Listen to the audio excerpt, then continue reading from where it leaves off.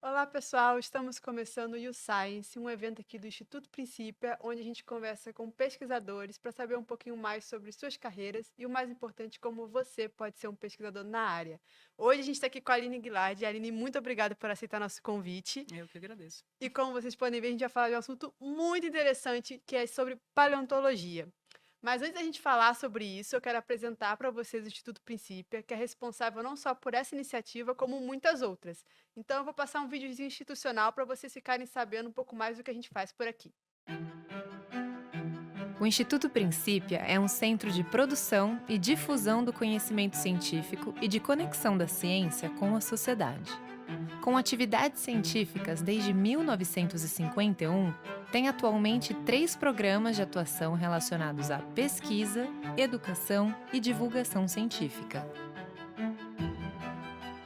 No programa de pesquisa, acontecem eventos internacionais sobre temas atuais para diversas áreas da ciência. No programa de educação, a Escola de Talentos oferece oportunidades de desenvolvimento pessoal e acadêmico a jovens que tenham grande interesse e altas habilidades para a ciência, oferecendo uma tutoria científica com pesquisadores renomados. No programa de divulgação científica, existem diversas atividades com ênfase para o público jovem, como o YouScience, o cinema científico e publicações em várias redes sociais. Conheça, participe, amplie seus horizontes através da ciência. www.institutoprincipia.org.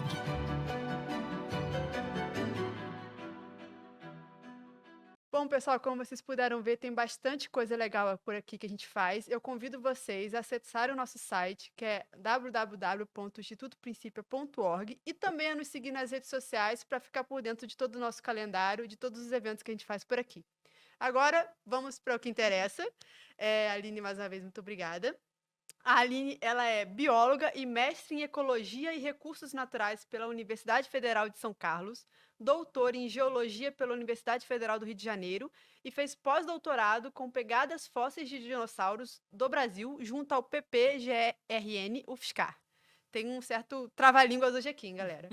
É professora adjunta no Departamento de Geologia da Universidade Federal do Rio Grande do Norte, onde coordena o Laboratório de Paleontologia e Paleoecologia e o Diversity Ecology and Osteohistology Research Group. Também é vinculado aos programas de pós-graduação em Geodinâmica e Geofísica e de Sistemática e Evolução, lá na mesma universidade, onde orienta diversos estudantes de mestrado e doutorado e pesquisadora associada da Sociedade de História Natural de Portugal.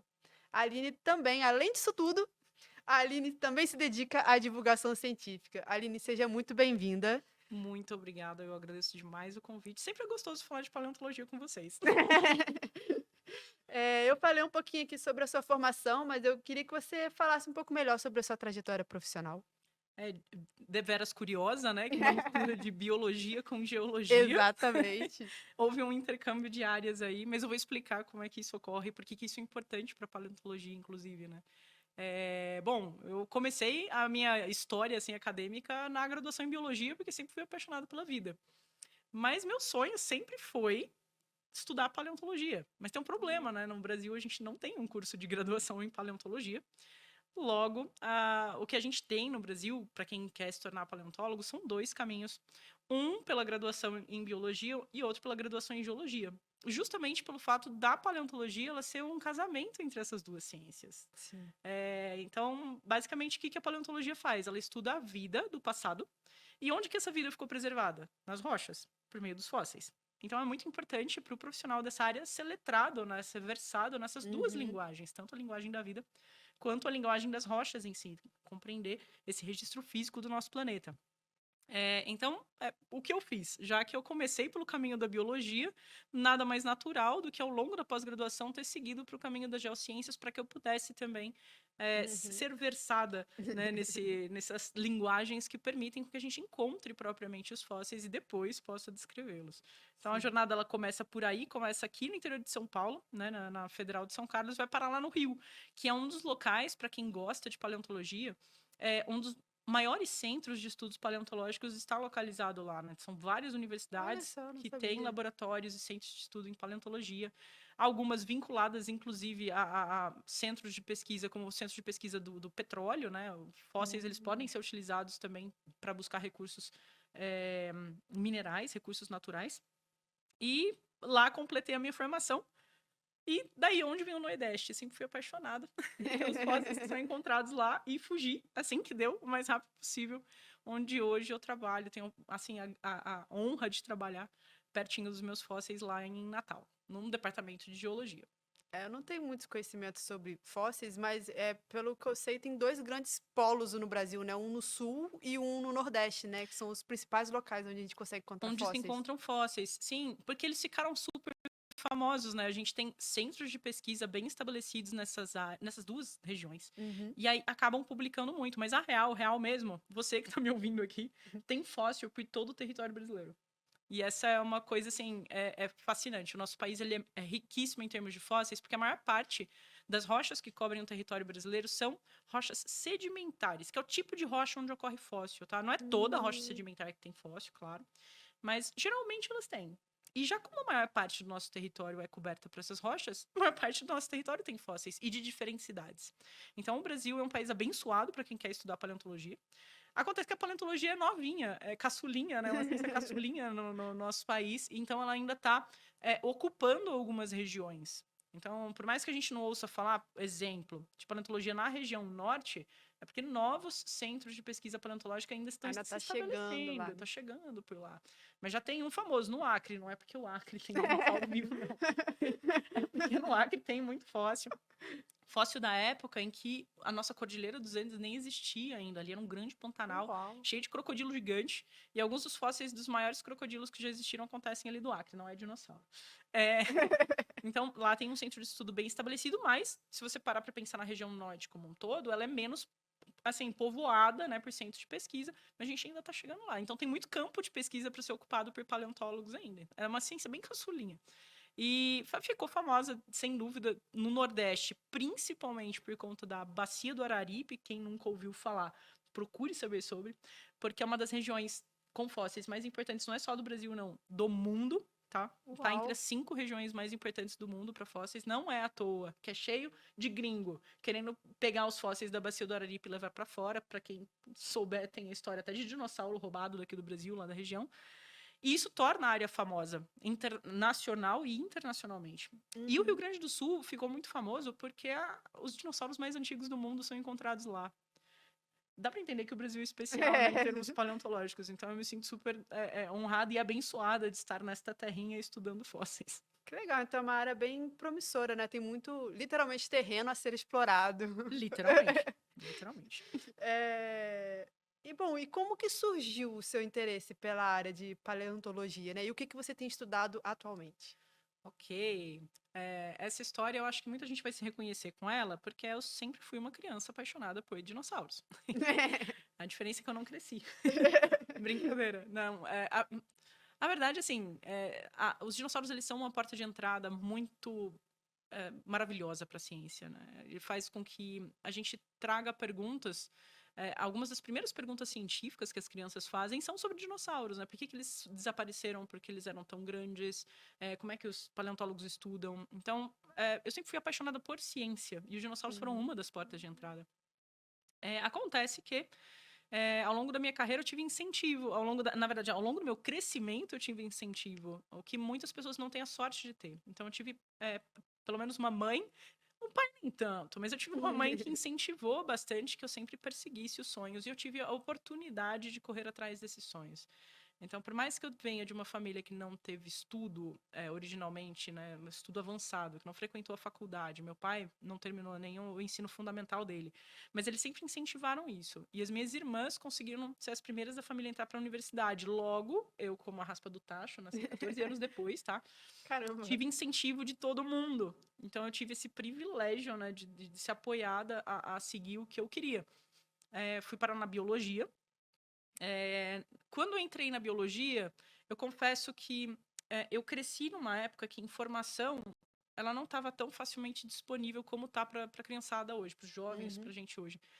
Então não tinha fácil na internet um divulgador científico que me dissesse assim, olha, para fazer paleontologia você precisa ir para biologia ou para geologia É, que você vai ser paleontólogo. Não tinha ninguém. era isso que eu ia perguntar, se você, quando você foi pra biologia, se você tinha noção que era um dos caminhos pra ir pra Não, eu fui paleontologia. triste. Mas assim, eu fui feliz porque eu gostava de vida também, né? Mas eu fui triste porque eu falei, poxa, eu acho que ser paleontólogo é só coisa que é lá de fora.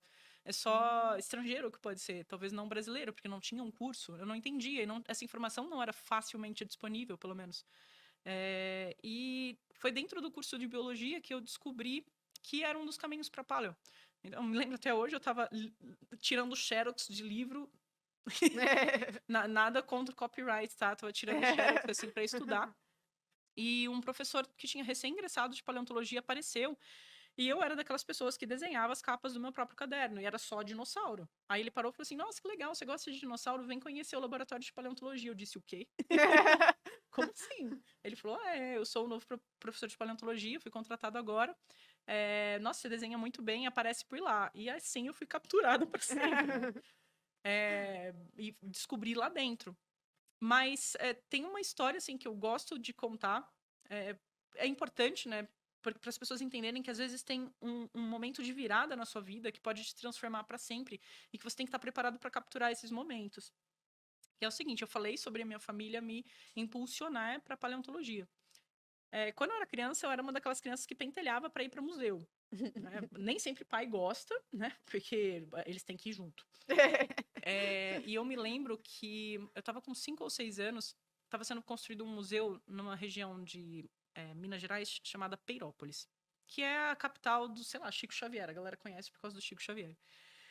E eu fiquei fascinada por aquilo. Falei, poxa, a terra dos dinossauros, quero ir lá ver. E eu sabia que meu pai, ele trabalhava como vendedor e viajante, e viajava para aquela região. Falei, pai, quando você for, me leva. Pai, quando você for, me leva. E ganhei pela insistência. E meu pai me levou um dia. Eu não sabia eu que ele queria ver o Chico Xavier e não o museu. Mas ele me levou. E nessa ida, é, lá na região já eram realizadas escavações, só que não tinha sido construído o museu ainda. E eu era muito pequenininha, eu tinha entendido parte da notícia, né? E eu fiquei muito frustrada e triste. Eu me lembro de começar a chorar, porque eu falei, pô, fiz meu pai gastar dinheiro e me trazer aqui, não tem um museu. Super aborrecido, comecei a chorar constrangida. Aí chegou um senhorzinho e falou assim: ei, por que você tá chorando, né? Ficava ali, morava ali perto. E eu expliquei pra ele, ele falou assim: olha só, eu sou ajudante de paleontólogo, você quer ver um fóssil? Eu engoli o choro, eu quero. E ele me mostrou o fóssil, e na boa, eu acho que eu era uma criança que gostava de ciência, mas ali eu fui capturada mesmo para paleontologia. Porque eu vi, toquei o fóssil e falei assim, era um ovo de dinossauro. E é de verdade, ele é de verdade. E aquilo para mim foi muito marcante, né? Então eu acho que ali de fato foi a minha captura para paleo. E sem dúvida, o meu pai acadêmico lá, quando me resgatou na Xerox da universidade, foram os dois momentos de virada assim para que eu me tornasse paleontóloga. Se um dos dois não tivesse acontecido, talvez eu não tivesse aqui. E assim, segui a carreira e fui moldando a minha carreira para tentar me tornar a melhor profissional possível, né? Tentando misturar a geologia com biologia, e assim eu tô aqui hoje. Você me perguntou sobre o que eu estou estudando, né? Eu já desviei demais do assunto. O que eu estudo atualmente? Eu tenho duas áreas principais de pesquisa no laboratório e o grupo de pesquisa que eu coordeno. Uma delas é com pegadas de dinossauro. Eu sou absolutamente fascinada por esse tipo de fóssil.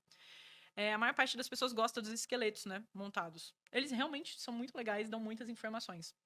Geralmente da forma do animal.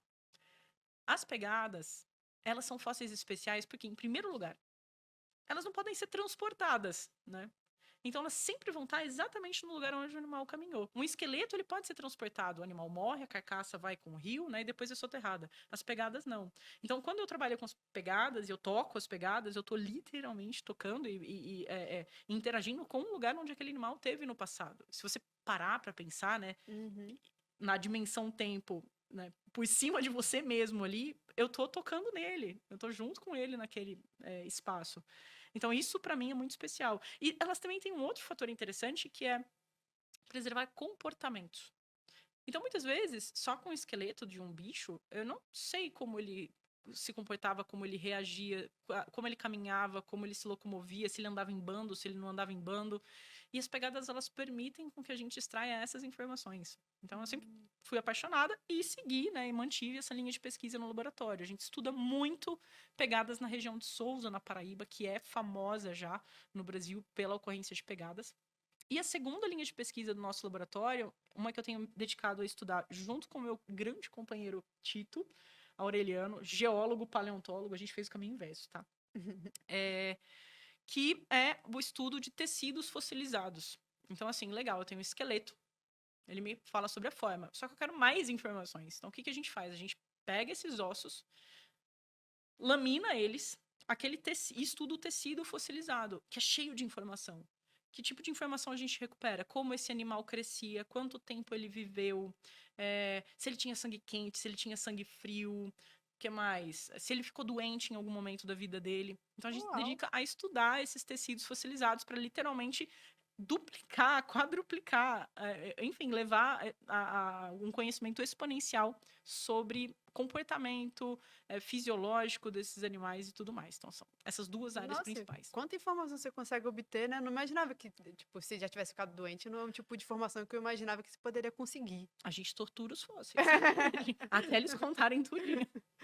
Eu tenho duas coisas.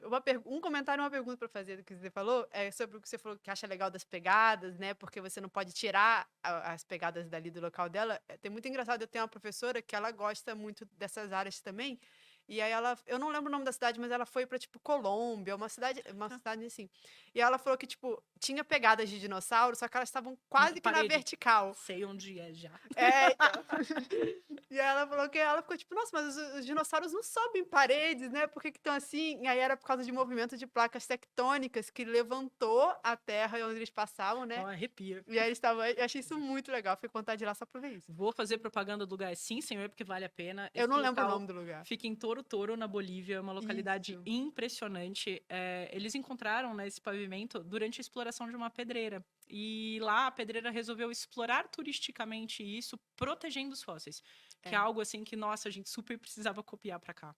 Então eles mantiveram todo o paredão, né, com as pegadas estão na vertical. Quem chega lá desavisado fala, nossa, o dinossauro era lagartixa.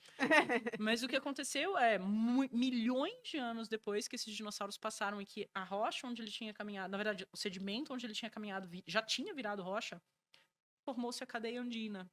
Então as placas tectônicas se chocaram e empurraram esses pacotes de rocha para o alto. Sobe, né, aquela cadeia de montanha colossal.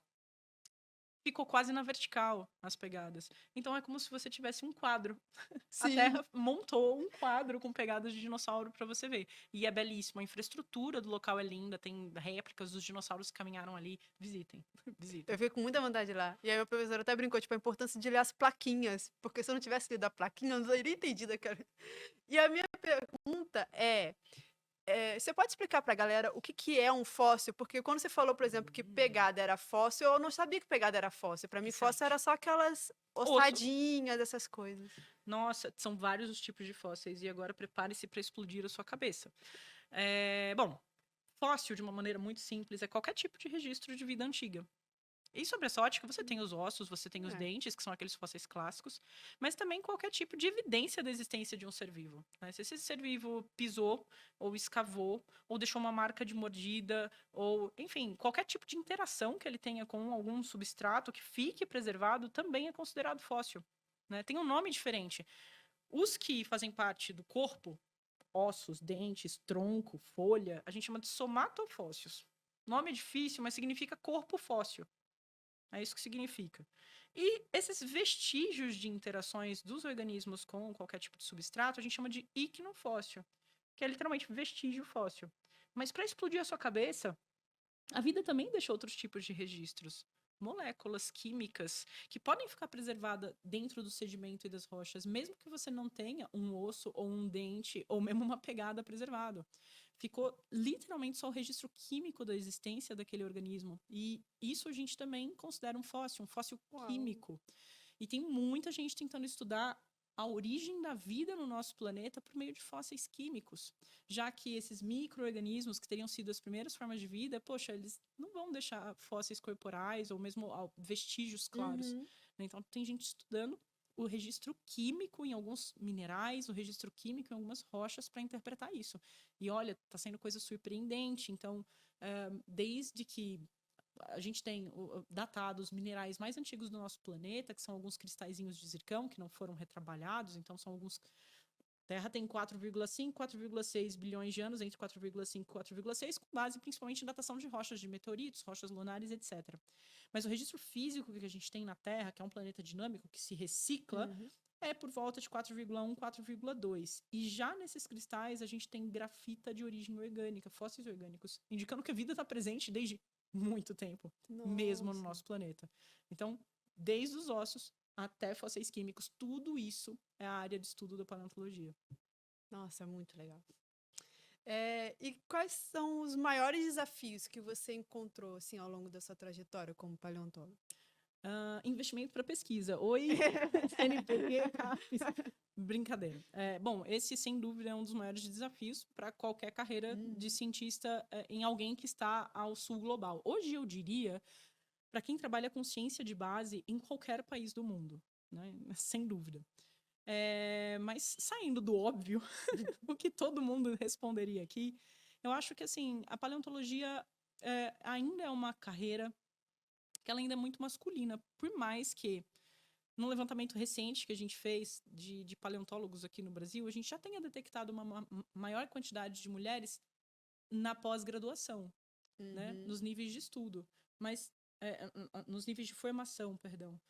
No topo de carreira, né, em carreiras como professores, coordenadores de laboratório, enfim, professores adjuntos, até professores titulares, isso se torna cada vez mais rarefeito a presença das mulheres. E isso é difícil, porque acaba tornando a carreira masculina demais. E Uhum. sentir-se inserida num espaço como esse acaba se tornando complicado.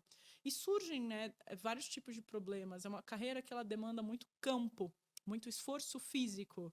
E aí você tem que lidar com colegas que acham que você, por ser do sexo feminino ali, ou por você adotar esse gênero aqui, você não tem as qualificações para fazer aquele tipo de trabalho.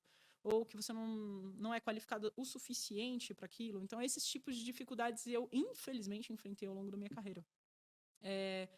Soma-se também, eu acho, esse é um problema crônico que precisa ser verbalizado da academia brasileira, as questões de assédio ao longo da formação. Eu não me refiro aqui só a assédio sexual, mas assédio moral também. Uhum. Então, por ser uma carreira excessivamente masculina, você tem muitos problemas com relação a isso, alguns que se tornaram muito famosos aí em programas de canais famosos de televisão recentemente, em denúncia, né, a colegas que praticavam recorrentemente assédio com estudantes. Então, no Brasil, a gente enfrenta isso dentro da paleontologia. O assunto ficou de 0 a 100, pesado rapidão, né? Mas eu acho que é importante a gente verbalizar que tem Com esses problemas certeza. para quando eu falo bem da paleontologia, eu estou claramente convidando vocês para serem paleontólogos também. Mas é muito importante que vocês saibam das dificuldades e venham preparados para as dificuldades. Então, eu acho que esse seria meu top 3. Tá? As dificuldades de investimento, a paleontologia ela é majoritariamente uma ciência de base, apesar dela ser utilizada, sim, por algumas empresas que buscam recursos minerais, ou seja, lá na cadeia aplicada, isso é baixo proporcionalmente, majoritariamente uma ciência de base, o que torna o investimento algo complexo de se conseguir. As vagas são muito poucas, porque as saídas profissionais são poucas dentro da paleontologia. Basicamente, se você não trabalha com consultoria para uma empresa para procurar petróleo e gás, você vai virar professor. Né? Não tem outras saídas, pelo menos aqui, não tem muitos museus que contratam paleontólogos ainda no Brasil, o que é complicado. A questão do assédio, sim, senhor, né? E esse ambiente excessivamente masculinizado, que muitas vezes você não consegue se sentir inserida nesse espaço, né, por essas dificuldades. O que muitas pessoas na área das exatas, né, enfrentam. A gente está aqui no instituto que fala muito sobre física, eu acho que muita gente vai entender o que eu estou falando. Sim. Só é triste que os maiores desafios da profissão não são algo do fazer da profissão, né? Muito louco, né? Dessa estrutura machista e misógina Muito que a gente louco. tem. Você recentemente teve, né, na verdade, você criou a campanha, né, o Birajara Belongs to BR. Você pode explicar essa campanha e como foi esse processo? Meu Deus, esse rolê foi louco. Esse rolê foi muito louco. Isso daí aconteceu no meio de uma pandemia. Eu acho que só funcionou por ter acontecido nesse momento bem especial, em conjunto com outros fatores, assim. Eu acho que para falar dessa história eu tenho que começar dizendo que O que é a história do Birajara Belongs to BR, né? Ela fala... Essa história envolve um fóssil brasileiro, lá da Chapada do Araripe, que foi levado para um museu estrangeiro, onde passou 25 anos enfurnado dentro de uma... A gente chama de reserva técnica. Basicamente uma prateleira interna, sem acesso ao público, não estava em exposição nem nada. Esse fóssil passou 25 anos lá, mas era um fóssil muito importante para a ciência paleontológica como um todo. 25 anos depois, em 2020, dia 13 de dezembro, nunca esquecerei, esse fóssil é anunciado formalmente para a ciência. E a gente, aqui como paleontólogo brasileiro, vendo a importância desse fóssil, ficou muito indignado. Não tinha sido o primeiro fóssil traficado nem de longe, tá? Tinham vários outros casos que tinham inclusive ido para a mídia antes. Mas esse acabou chamando muita atenção porque ele poderia ter revolucionado a paleontologia no Brasil, né? E eu não tô falando puxando a sardinha pro meu lado que eu estudo dinossauro e era um dinossauro. Eu posso estar puxando a sardinha um pouquinho pro meu lado. Mas ele era muito importante porque ele poderia ter simplesmente sido o primeiro fóssil de dinossauro com penas descrito no mundo. Veja só, no artigo original desse bichinho, diz que ele teria sido coletado em 1995, aqui no Brasil, e levado para o museu na Alemanha. Em 1996, foi encontrado e foi descrito o primeiro fóssil de dinossauro com penas, aqui entre aspas, né? Já que o Birajara foi encontrado antes, ele teria sido o primeiro. Em 1996 foi encontrado na China. E a China, até então, por mais que tivesse a ciência paleontológica bem estabelecida, ela não era grande destaque mundial na paleontologia. E ela passa a ser um destaque extraordinário, porque isso revolucionou a forma como a gente via os dinossauros. Por mais que a ideia de que aves e dinossauros tivessem alguma relação, seja desde a época de Darwin, tá? Que já observavam, ele, Huxley, já observavam a semelhança de fósseis como de Archaeopteryx com das aves, era um tabu imaginar dinossauros com penas. A gente sempre imaginava os dinossauros lagartões. Então, encontrar um fóssil que comprovava que dinossauros, mesmo distantes das aves, né, em termos de relação, né, de parentesco, eram cobertos de pena, isso era extraordinário. E tornou a China uma potência paleontológica. E, poxa, a gente aqui no Brasil, estudando dinossauro, saber que antes dessa descoberta na China, um dinossauro brasileiro com penas tinha sido descoberto e enviado para fora e passou 25 anos na prateleira de um museu sem ninguém estudar, foi revoltante. E daí surge a campanha O Birajara Pertence ao Brasil, né? Uma forma de... basicamente, não basta pedir ajuda, né? Tentar verbalizar assim, um incômodo da comunidade paleontológica brasileira com o tráfico de fósseis e com um processo que hoje tem nome, né? Que é um processo do colonialismo na ciência, que é como as assimetrias de poder em nível global acabam interferindo no processo de produção do conhecimento científico. Então, o Birajara vem não só para falar sobre tráfico, mas de um problema seríssimo que é justamente do colonialismo. E aí, sim, num desabafo no Twitter, não foi nada consciente, foi um desabafo do Twitter, gente, foi. No último tweet do desabafo, era um puro desabafo, eu uso a hashtag pela primeira vez, o Birajara Belongs to BR, que é uma hashtag feia e ruim. Parando para pensar hoje, foi péssima. Mas funcionou, colou. De repente, eu saí do Twitter, voltei, a hashtag estava sendo usada por milhares de pessoas, porque basicamente eu entendo hoje, um dinossauro chamava atenção, mas estava todo mundo sem ter fofoca para contar, né? Tava no meio de uma pandemia, todo mundo trancado em casa, e de repente alguém vem e verbaliza sobre uma história de um dinossaurinho que tinha sido levado para fora, numa situação que poderia ter mudado a história da ciência do Brasil. Todo mundo gostou da fofoca e foi falar do dinossauro. E graças aos meus colegas da divulgação científica também, que deram espaço, permitiram com que a gente falasse, né, sobre os problemas do tráfico de fósseis, do colonialismo na ciência.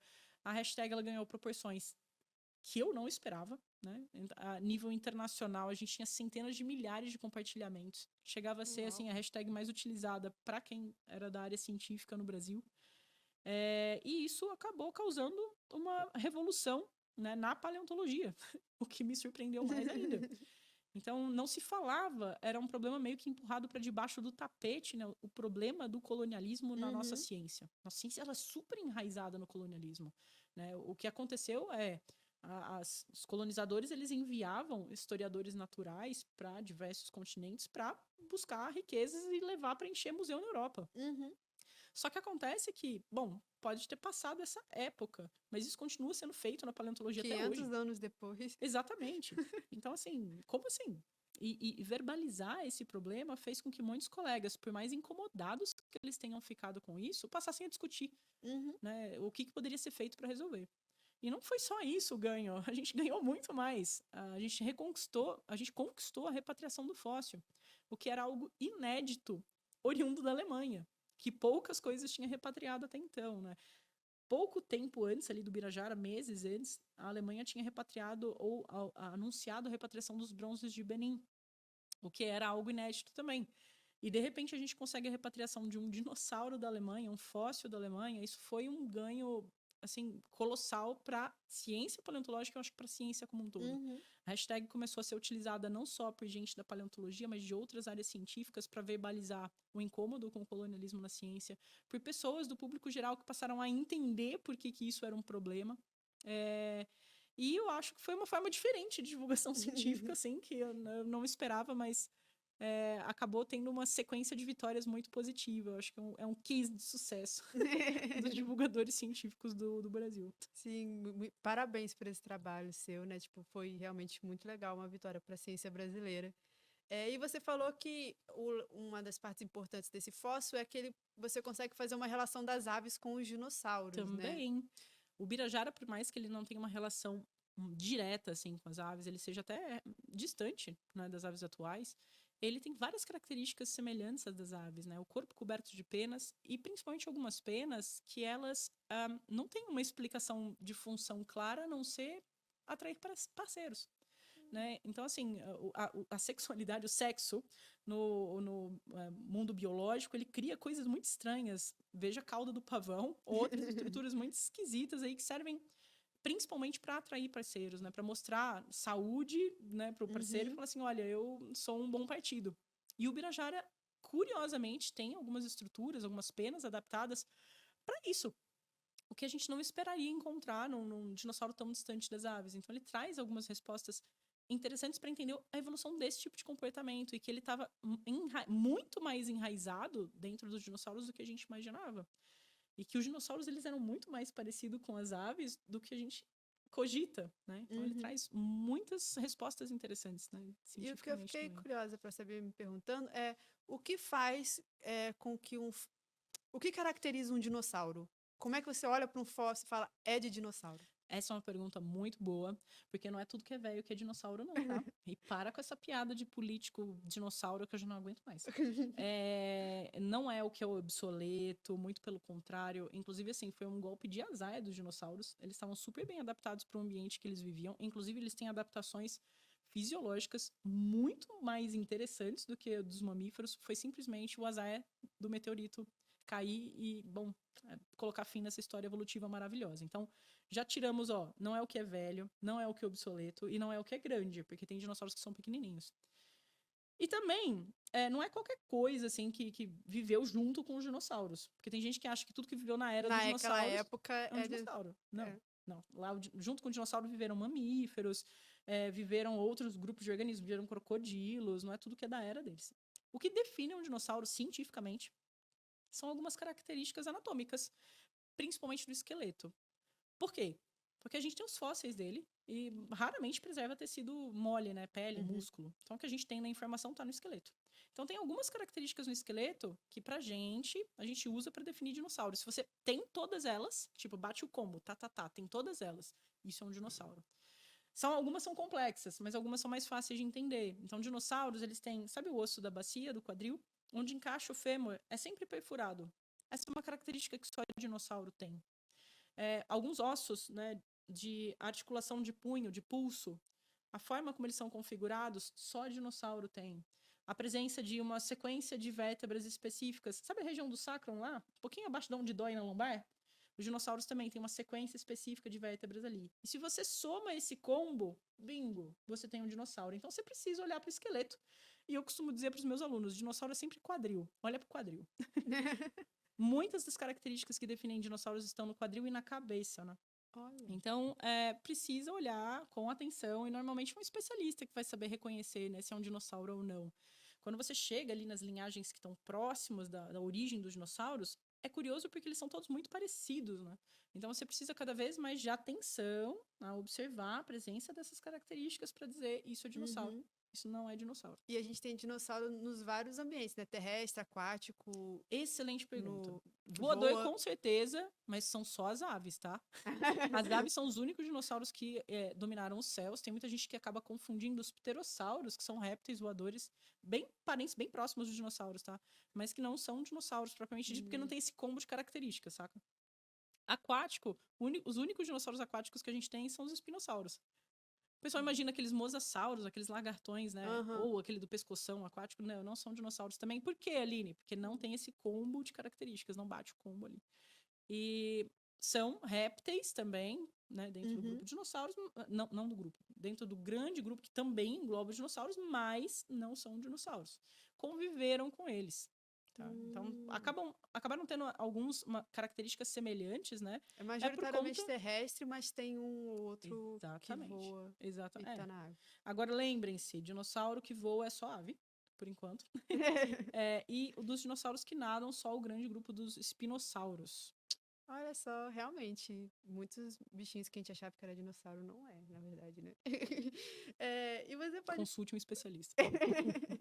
você pode falar, você já falou um pouco, mas, né, falar um pouco mais sobre o seu trabalho de divulgação científica, assim, e a importância que você vê da divulgação científica para a sua área.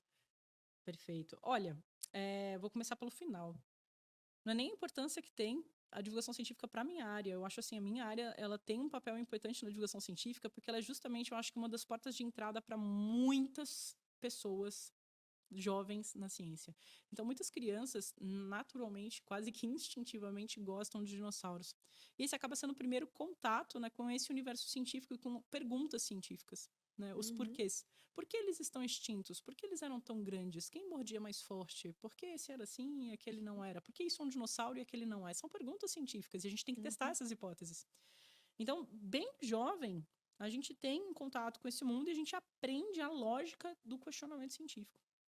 Então, justamente por ser esse primeiro contato de muitas pessoas, a paleontologia ela tem um papel fundamental na divulgação científica. Ela tem que estar presente na divulgação científica. Como uma forma de diálogo principalmente com os mais jovens. Agora, para minha área, a importância da divulgação. A divulgação, a paleontologia, ela tem um papel fundamental na compreensão da evolução biológica. E a gente vive num momento de negação muito grande, né, da compreensão da nossa espécie como parte do meio ambiente, parte do mundo natural. Parece que a gente se desloca, né, se descola disso e acha que a gente não tem influência nenhuma, né, no mundo natural e nem tem conexão com ele. A paleontologia ela traz uma lição de humildade, que eu costumo dizer, muito próxima da área do pessoal que trabalha com astronomia. Na astronomia, a gente aprende que a gente é muito pequeno e insignificante. Né? Na paleontologia, a gente aprende, né, que a gente também é uma fração muito pequena, né, da história desse planeta. Né? Só mais um dos organismos que viveu aqui, que a gente está aqui há pouco tempo. Então, a gente também tem uma lição de humildade da paleontologia e consegue sim chegar nesse contexto, né, vinculado ao mundo natural e que a vida tanto interfere no planeta, seja ela vida humana ou, enfim, qualquer outro tipo de vida, quanto vice-versa. Uhum. Para quem estuda paleontologia sabe, por exemplo, para quem já estudou e estuda paleontologia, que muitas grandes extinções em massa do nosso planeta têm a ver com vegetais, seres fotossintetizantes. Né? Lá no início da história do nosso planeta, a gente tinha uma atmosfera que não tinha oxigênio. Quando surgem os primeiros seres fotossintetizantes e esse oxigênio que está sendo produzido começa, depois de basicamente oxidar tudo que estava nos oceanos, começa a escapar para a atmosfera, ele muda a química do planeta para sempre e toda forma de vida para a qual o oxigênio era um veneno morre. Então a primeira grande extinção em massa é causada pelos seres fotossintetizantes. Isso se repete várias vezes. Né? Ao você ter uma expansão dos seres fotossintetizantes milhões de anos depois, né? Muitos milhões de anos depois desse momento, para os ambientes terrestres, eles sequestram tanto carbono da atmosfera que eles reduzem o efeito estufa do planeta e causam uma glaciação global tão intensa que causa mais uma extinção em massa. Então, a vida interferindo no planeta. As primeiras cianobactérias fotossintetizantes, as plantas, e eu acho muito engraçado que tem muita gente que acha assim, o ser humano não tem capacidade de influenciar na vida. Amigo, cianobactéria influenciou e causou uma extinção em massa lá no início da história do planeta. É sério, meu amigo? Então, aprender tudo isso junto com a paleontologia, né, usar a divulgação científica para passar, né, esses conhecimentos, né, essa contação de história, né, sobre como foi o nosso planeta no passado, como ele já foi, o que aconteceu, eu acho que tem o potencial de mostrar para as pessoas que elas são parte desse mundo, que elas têm essa conexão profunda com o nosso planeta, que tanto o planeta interfere na sua vida quanto vice-versa. Uhum. E pode mudar a forma como a gente está agindo com o planeta hoje, né? Bom, se bem que o planeta vai continuar aí, mas agindo com a gente mesmo, com a nossa Com própria a espécie preservação da nossa e das espécie e de outras outras. espécies que dividem o nosso planeta hoje. Então, a paleo ela tem um papel muito importante na divulgação científica para reconectar o ser humano com o mundo natural. Ah, isso é muito legal. E você falou, né, das primeiras extinções em massas, que foi justamente com a oxigenação da atmosfera. A questão dos dinossauros e dos outros seres foi semelhante no sentido, né, de que não foi um meteoro que matou todo mundo, né? Foi justamente uma mudança na Uma atmosfera. mudança climática É. muito intensa. Eu acho que uma das lições mais importantes sobre as grandes extinções em massa é quase todas elas estão vinculadas a oscilações em temperatura do planeta e a intensidade, né, dessas mudanças, quão rápido elas ocorrem. Quando caiu aquele meteorito, ele não é ele que matou todos os dinossauros, não, tá? Ele matou o que estava ali em volta, mas esse meteorito, ele levantou tanta poeira para a atmosfera que essa poeira acabou bloqueando, né, a Uhum. parte da luz solar que atingia a superfície, o que teve um efeito direto na fotossíntese. Logo pós-impacto, você tem a gente detecta, né, nos cores de sedimento, nos testemunhos de sedimento, com análise de isótopos estáveis, uma queda intensa na temperatura, né, um inverno pós-impacto. Rápido, muito rápido. E um Nossa. progressivo aumento na temperatura, que foi relativamente rápido, não tão intenso, mas rápido também. E essa oscilação muito brusca, né, é que causou a extinção da maior parte dessas espécies de grande porte, que não tinham tempo suficiente para se Uhum. adaptarem àquilo, não tiveram tempo suficiente para se adaptar àquilo. Por quê? O tempo reprodutivo era muito lento, a própria regulação fisiológica, ela era diferenciada, então não tiveram tempo para se adaptar. E é sobre isso que a gente tem que falar hoje, né? A taxa na qual as mudanças estão ocorrendo é muito intensa. Muito mais intensa do que na época do impacto lá para os dinossauros, ou mesmo da maior extinção de todos os tempos, que nem foi a dos dinossauros. Foi lá entre o período Permiano e Triássico. A taxa hoje é muito mais intensa. Se a gente olha para o passado e vê que deu merda lá atrás e acha que não vai dar merda agora, acho que a gente Nossa, eu não sabia que a taxa hoje estava mais intensa do que daquela a época. taxa de mudança, a taxa de extinção de espécies muito mais intensa. E isso é assustador. Para quem está olhando Nossa, aqui, sim. é o prenúncio de um desastre. É um pouco triste. Sim, um pouco desesperador. É, É, E quais são, assim, as maiores questões ou mistérios que os paleontólogos ainda estão tentando resolver, assim, o que você acha, assim, da paleontologia hoje, assim? olha, é, tem algumas grandes questões quase filosóficas humanas, né, que a paleontologia ela ajuda a resolver.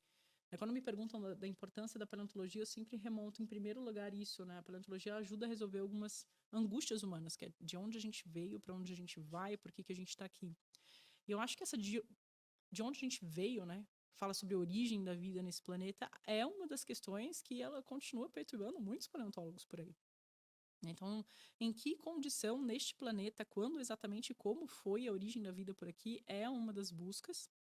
E, óbvio, temos buscas atualmente, né, para o mundo atual, estudar grandes extinções tem sido um ponto focal. Né? Uhum. Tem algumas extinções que estão mal explicadas ainda e que podem ajudar bastante a gente entender a extinção que a gente passa atualmente. Então, tem vários colegas aqui no Brasil, inclusive, dedicados a tentar entender essas extinções. Essa tal dessa mãe de todas as extinções, que aconteceu muito antes dos dinossauros, ali entre o período Permiano e o Triássico, por volta de 252 milhões de anos, foi um momento crucial, porque a gente costuma dizer assim, foi um momento que a vida quase acabou. Então a gente chega a ter nos mares 95% de tudo que era vivo acabou. Nossa. Então, grande parte da biosfera foi esvaziada e ela conseguiu se recuperar. Óbvio que não é com as mesmas espécies, não é? Você acha que vai salvar. Não foi com as mesmas espécies, né? Outras espécies elas colonizam esse ambiente pós-extinção. E entender essa extinção pode trazer sabedoria para a gente saber como agir no presente e tornar o nosso futuro melhor. E óbvio, se a gente mergulha ainda mais assim nas entranhas da paleontologia, cada área da paleontologia vai ter a sua grande pergunta, assim. Para vocês entenderem quão vasta é a paleontologia, imagina assim, a gente estuda a vida no passado do Uhum, planeta. Sabe a galera que estuda biologia? Tem que estudar desde vírus, tudo, né? uhum. Pois é, a paleontologia é a biologia do mundo invertido. Então tem gente que estuda vírus, tem gente que estuda planta, tem gente que estuda dinossauro. A paleontologia não estuda só dinossauro, não, tá? Tem gente que estuda qualquer tipo de forma de vida do passado no nosso planeta. E para alguns grupos, a gente não entende nem quando eles surgiram e como aconteceu a evolução deles ao longo do tempo. Nossa. Grupos que são menos populares, por exemplo, dinossauro é super popular e a gente ainda tem algumas questões. Exemplo, como é que é, quem é aí dinofã? Como era o espinossauro, que é um dinossauro super querido de muita gente. A gente não sabe nem como ele era direito, se ele nadava, se ele não nadava, como é que era. Então, é uma das questões do dinossauro. Mas, assim, dentro da paleontologia de dinossauro, a gente está bem servido, porque ela é popular e tem muita gente estudando. Mas tem alguns grupos, por exemplo, sei lá, quitenóforo, que são as nossas carambolas do mar. A gente não sabe quando eles surgem, como eles evoluíram, e não sabe quase nada sobre eles. Tá faltando gente para estudar esses grupos aí fora da fofofauna, fora dos dinossauros, né? Outros grupos menos atraentes do ponto de vista Midiática. midiático, que podem trazer respostas super interessantes sobre o processo evolutivo e como ele ocorre. Pensando nessa pergunta maior, né? De tipo, de onde viemos. Exatamente. Bom, Aline, a nossa conversa tá muito legal, mas a gente já tá indo pro finalzinho. Tem mais alguma coisa que você gostaria de falar, ou que você gostaria que eu tivesse perguntado? Convidar a galera para acompanhar seu trabalho de divulgação? Pronto.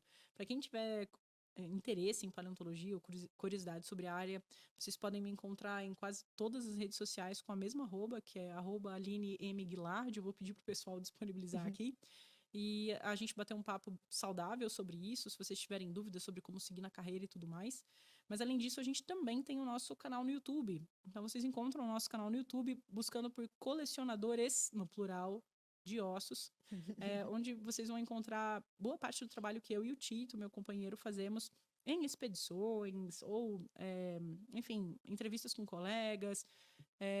Tem bastante material disponível no canal, ele está um pouco quietinho ultimamente, mas tem muito material que foi produzido desde 2012, quando a gente produziu o Nossa. canal, que vocês podem investigar, que vocês podem fuçar ali, que continua muita coisa atualizada, tá?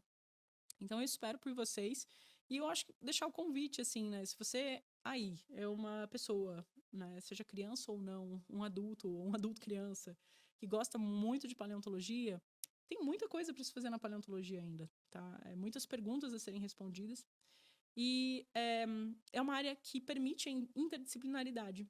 Então, mesmo gente de outras áreas, seja da física, seja da química, seja lá de onde for, podem fazer contribuições super relevantes para a paleontologia. Para vocês terem uma ideia, atualmente a gente está trabalhando em parceria com o pessoal do Instituto de Física lá de São Carlos, para tentar entender como organismos, como alguns dinossauros, ficaram tão grandes, sendo que eles são baseados na mesma estrutura, né, que são os nossos ossos. Então, mecanicamente, como é que a gente explica isso? E da mesma forma, né, contribuições podem ser feitas da área da medicina, da computação, sempre colaborando, né, para entender essa vida do passado. Então, se você tá aí em outra área hoje em dia, mas gosta da paleontologia, bate um papo com a gente. Às vezes você pode conseguir fazer contribuições para nossa área também. Sim, eu tenho uma amiga que ela é da astrobiologia, que ela estuda extinção em massa a partir de coisas que vêm dos céus, né? Então, é uma área que permite muita interdisciplinaridade, Sim. viu? Então, não desiste do seu sonho, tá? É basicamente isso que eu quero dizer. E agradecer por todo mundo que ouviu até aqui, né? E venham aprender um pouquinho, assim, sobre a paleontologia para se reconectar com o nosso mundo natural. Muito importante. E para a galera que é de São Paulo, ou se vai passar aqui por São Paulo, a gente tem o Museu Catavento, e lá eles têm uma exibição em 3D dos dinossauros aqui em São Paulo. É muito Já deixo legal. essa dica, a dica do Museu de Zoologia da USP, que tem fósseis magníficos aqui do Brasil em exposição. A gente tem dinossauros brasileiros em exposição lá. Tem gente que acha que não tem dinossauro no Brasil, hein? Ih, vacilão. Então dá uma olhada lá na exposição do Museu de Zoologia da USP. E também tem o Museu de Geociências, que fica lá no campus da USP mesmo, no Butantã. No Instituto de Geologia, no Instituto de Geociências, que vocês podem visitar, né? Tem fósseis de dinossauros, tem fósseis de mamíferos da Era do Gelo. Então aproveitem que vocês têm tudo isso na mão de vocês. Sim, inclusive eu descobri lá que no negócio do catavento que o São Paulo era um deserto, eu não sabia. Foi um mega deserto no passado. E é capaz de voltar, viu? Com a brincadeira que a gente tá resolvendo fazer. Então se liga aí. Vem aí. Infelizmente, nesse caso. Bom, Aline, mais uma vez, muito obrigada por ter vindo aqui conversar com a gente. Você que acompanhou a gente até aqui também, muito obrigada. E a gente se vê no próximo Insights. Valeu.